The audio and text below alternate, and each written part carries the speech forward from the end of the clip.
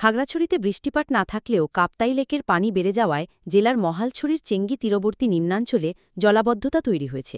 এতে দুটি ইউনিয়নের ৫০টি বেশি পরিবার পানিবন্দী রয়েছে।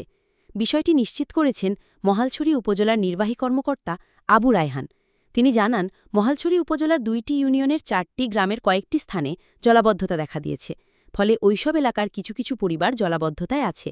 কাপ্তাই লেকের পানি বাড়ায় নিচু ওসব এলাকা থেকে পানি ঢুকেছে, তবে বিকাল নাগাদ পরিস্থিতি স্বাভাবিক হয়ে যাবে জানিয়েছেন ইউএনও। স্থানীয় সূত্র জানায়, চেঙ্গি তীরবর্তী নিচু এলাকা হওয়ায় সিলেটিপাড়া, চিটাঙ্গাপাড়া, ব্রিজপাড়া ও কাপ্তাই পাড়ায় জলাবদ্ধতা দেখা দেয়।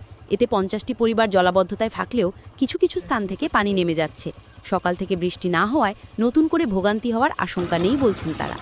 আমার ঘর আম দবিজি ইউনু সারা দিকে গো আমার ঘর মানে সারা জুবিনে সেগে টিউ দিয়ায় দুপিয়ে আমি কে অসুবিধাত আগে আমি ত্রাণ ভিনে খুঁজি অলম। কালকে এই বৃষ্টি হয়েছিল, এই পানি অনেক হয়েছে আর নিচে গ্রামটা ডুবে গেছে, মানে আমাদের ঘরগুলো ডুবে গেছে আর কি। এখন একটু কমছে হয়েছে।